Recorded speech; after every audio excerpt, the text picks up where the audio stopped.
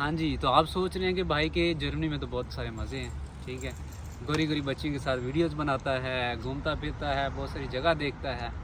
और देखिए ग्रीनरी वाली जगह, साफ़ सुथरी जगह जो है, यहाँ पे बंदा रह रहा है, ठीक है। मज़े में है बंदा। और आप सोच रहे होंगे ऐ गॉड काश हमें भी दिला दे वीज़ा जर्मनी का। तो फिर आइए आपको दिखाते हैं अपने मज़े।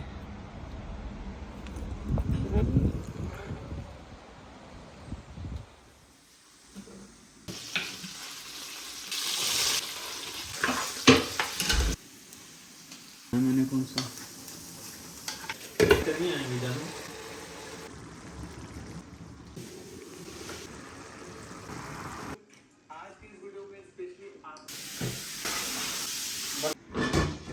तो जी ये थे हमारे मज़े। तो अब आपको हम बताते हैं, अपने मज़े देख ही लिए, अब हम आपको बताते हैं कि आपने जर्मनी कैसे अप्लाई करना है मास्टर्स के लिए। तो चलो कमरे में चलते हैं। तो चलें जी, खाना शाना हमने खा लिया।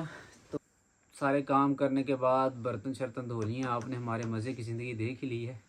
तो मज़े मुझे तो खैर साथ साथ ज़िंदगी के होते ही हैं, लेकिन ये सारे काम आपको जर्मनी अगर आपको शौक़ है आने का या यूरोप में आने का शौक़ है तो ये काम भी आपको करने पड़ते हैं। तो अब वीडियो को स्टार्ट करते हैं कि आपने आना है जर्मनी और आप रास्ता ढूंढ रहे हैं कि हमें कंसल्टेंट्स के बगैर आप किस तरह से आ सकते हैं और बेसिक रिक्वायरमेंट्स क्या होती हैं, डॉक्यूमेंटेशन कौन सी चाहिए होती है या कितने पैसे आपके लग जाते हैं, ये सारी चीज़ें आपको मैं बताऊंगा इस वीडियो में। तो वीडियो को एंड तक देखें और सब्सक्राइब करना मत भूलें, शेयर करें, लाइक करें, ताकि जो लोग आना चाहते हैं वो कंसल्टेंट्स के बगैर खुद आप अपना अप्लाई कर सकें। तो स्टार्ट करता हूँ मैं वीडियो को। सबसे पहले आपको जर्मनी ही क्यों आना चाहिए मास्टर्स के लिए? फ्री एजुकेशन फ्री है यहाँ पे। अगर आप यहाँ पे जर्मनी में पढ़ने के लिए आते हैं तो ये कहते हैं भाई साहब हमें आपकी फ़ीस की ज़रूरत नहीं है, आप यहाँ पे आएँ, पढ़ें, पढ़ने के बाद जॉब करें और आप हमारे मुल्क को सर्व करें। ये तो चाहते हैं कि लोग हैं। दूसरी बात, मास्टर्स यहाँ से आपने क्यों करना है? क्योंकि नॉर्मली जो जर्मन्स हैं वो बैचलर्स के बाद जॉब्स पे लग जाते हैं, बल्कि अब तो ट्रेंड ये बना हुआ है कि ये लोग बैचलर्स भी बहुत कम करते हैं, स्टडीज़ की तरफ बहुत कम रुझान है जर्मन्स का। तो बाहर से भी इनको जो वर्कर्स हैं, स्किल्ड वर्कर जिनको हम कहते हैं, उनकी आए दिन ज़रूरत पड़ती है। हर साल 4 लाख वर्कर की ज़रूरत पड़ती है, स्किल्ड वर्कर की, जर्मनी को। तो अगर आप यहाँ पे आके स्टडी करते हैं तो एक तो जॉब मार्केट बहुत वसी है और फिर अच्छे पैसे भी मिलते हैं और एजुकेशन भी फ्री है। तो इन तमाम वजूहात की वजह से मैं कहूँगा कि जर्मनी आपके लिए परफेक्ट डेस्टिनेशन हो सकती है। तो ये तो बात होगी वाई जर्मनी, जर्मनी ही क्यों आना चाहिए आपको। अब बात करता हूँ कि आपने माइंड बना लिया कि आपने जर्मनी आना है, ठीक है। अब आप स्टार्ट कहाँ से करेंगे? कंसल्टेंट तो आपने करना नहीं है। तो सबसे पहले एक आपको मैं वेबसाइट बताऊंगा, मैं वीडियो के ऊपर उसका वो लगा दूंगा। तो उस वेबसाइट का नाम है DAAT.de। इसको आपने अपना दोस्त बना लेना है, इसके साथ यारी लगा लेनी है आपने बस। DAAD.de, ये स्क्रीन पे आपको नज़र भी आ रहा होगा। इस वेबसाइट को आपने जितना हो सके एक्सप्लोर करना है। आप स्कॉलरशिप भी यहीं पे सर्च कर सकते हैं, आप एक्सचेंज प्रोग्राम्स यहाँ पे सर्च कर सकते हैं और आप अपनी मर्ज़ी का प्रोग्राम भी यहीं से सर्च आउट कर सकते हैं। ये एक बेसिकली पोर्टल है जिसके ऊपर तमाम यूनिवर्सिटीज़ की, तमाम स्कॉलरशिप्स की जर्मनी के अंदर डिटेल्स जो हैं वो अपलोड की गई हैं। तो यहाँ पे जाना है आपने। जैसे आप फिज़िक्स पढ़ते हैं तो इस पे एक मैं अलग से वीडियो बनाऊंगा कि आप DAAT.de को किस तरह से एक्सप्लोर करके कोर्सेज निकाल सकते हैं वहाँ से। तो बेसिकली मैं आपको बता रहा हूँ, आपने वहाँ पे जाना है। जैसे मेरा सब्जेक्ट फ़िज़िक्स है, मैं वहाँ पे लिखूँगा फ़िज़िक्स। उसके बाद जो डिफरेंट फ़िल्टर्स हैं कि मैंने मास्टर्स करना है, मैंने इंग्लिश प्रोग्राम करना है, ये सारी इन्फॉर्मेशन मैं वहाँ पे पुट करूँगा। ये करने के बाद आपके आगे लिस्ट शो हो जाएगी, ठीक है, सैकड़ों के हिसाब से। मतलब कम अज़ कम मैं अगर फ़िज़िक्स की बात करूँ ना, तो फ़िज़िक्स के जब मैंने अप्लाई किया था या अब भी अगर दोस्तों के लिए देखता हूँ तो कम अज़ कम फ़िज़िक्स में 100+ प्रोग्राम्स हैं यहाँ पे। तो वहाँ से आपको कोर्स मिल जाए। आपने कौन सी यूनिवर्सिटी चूज़ करनी है, ये भी एक बड़ा सवाल है। तो बेसिकली 2 टाइप की यूनिवर्सिटीज़ हैं जर्मनी के अंदर, एक है प्राइवेट, एक है पब्लिक। तो प्राइवेट की फ़ी होती है तो आपने चूज़ करनी है पब्लिक यूनिवर्सिटीज़। पब्लिक यूनिवर्सिटीज़ में एजुकेशन फ्री होती है। अब आगे पब्लिक में भी आ जाएँ तो 2 तरह की यूनिवर्सिटीज़ होती हैं, ठीक है।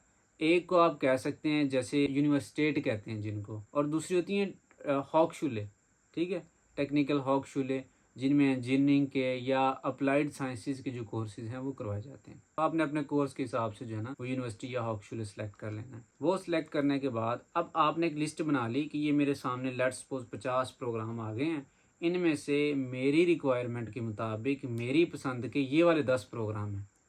ठीक है, तो आप कोशिश करें मिनिमम 10 से 15 प्रोग्राम्स में अप्लाई करें।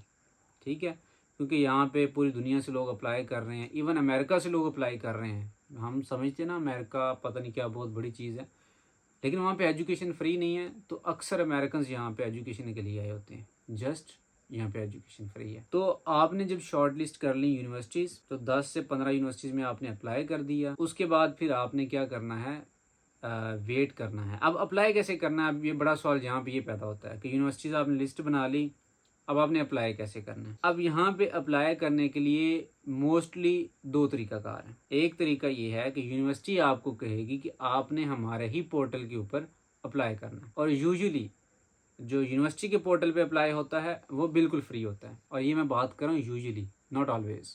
यानी कुछ यूनिवर्सिटीज़ जो हैं वो ये ज़रूर कहती हैं कि आप चाहे हमारे पोर्टल पे अप्लाई कर रहे हैं, इसके बावजूद आप फ़ी पर पे करेंगे अप्लाई करने की। वो कभी 25 यूरो होगी, किसी में 35 यूरो होगी, वेरी करेगी। लेकिन यूनि असिस्ट पे आप अप्लाई करेंगे। अब सबसे पहले कि यूनि असिस्ट है क्या, ये मैं बता देता हूँ। तो यूनि असिस्ट बेसिकली एक इदारा है, और इस इदारे का क्या काम है कि ऑलमोस्ट 70% यूनिवर्सिटीज़ इसके ऊपर रजिस्टर्ड हैं। तो इसका काम ये है कि आपने जब उन यूनिवर्सिटीज़ में अप्लाई करना है जो यूनि असिस्ट पर रजिस्टर्ड हैं, तो वो क्या करेगा, आपके डॉक्यूमेंट्स लेगा, आप यूनि असिस्ट पे अप्लाई करेंगे। जब आप डॉक्यूमेंट्स अप्लाई करते हो यूनि असिस्ट पर अपलोड करेंगे, तो यूनि असिस्ट क्या करेगा, वो स्क्रूटनी कर देगा आपके डॉक्यूमेंट्स की, और देखेगा कि आप बेसिक रिक्वायरमेंट पे पूरा उतर रहे हैं। और उसके बाद फिर वो आपका डाटा जो है वो आगे फॉरवर्ड कर देंगे यूनिवर्सिटीज़ को जिसमें आपने अप्लाई करना है या आप चाहते हैं एडमिशन लेना।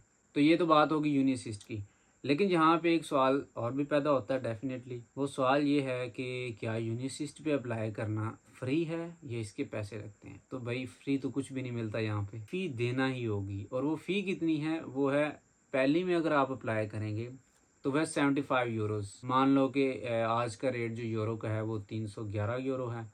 तो ऑलमोस्ट आप कह लें कि 25,000 या 22-25,000 कह लें आप, पहली फ़ी लगेगी आपकी अप्लाई करने की। अगर आपने 2 में अप्लाई किया तो 30 यूरो फिर एक्स्ट्रा देना पड़ेगा। यानी पहली का 75, फिर 30, तीसरी में अप्लाई करेंगे तो फिर 30, चौथी में करेंगे तो फिर 30। यानी अगर लेट्स सपोज आपने 4 में अप्लाई किया है तो 30 90 वो, और 75 यूरो पहली यूनिवर्सिटी में अप्लाई करने का। ठीक है, तो आप टोटल कैलकुलेशंस कर लें आपने कितनी में करना है। यूनि असिस्ट पे आपने अप्लाई कैसे करना है, उसके ऊपर रजिस्ट्रेशन होती है, अकाउंट कह लें जैसे बनता है आपका। तो पे जब आप अप्लाई करते हैं तो उसमें एक कह लें कि आपका अकाउंट बनता है। तो उसके बाद आप पेमेंट्स का और यूनिवर्सिटी सिलेक्शन का प्रोसीजर होता है। तो वो मैं एक अलग से वीडियो बनाऊँगा, ये एक अलग से टॉपिक है पूरा कि कैसे अप्लाई करना है, क्या क्या करना है। तो अब यहाँ तक हम कवर कर चुके हैं आपने अप्लाई कैसे करना है। ठीक है, यूनिवर्सिटी के पोर्टल पे, और दूसरा है यूनि असिस्ट। ठीक है, उसके बाद क्या करना है आपने, इंतज़ार इंतज़ार इंतज़ार इंतज़ार।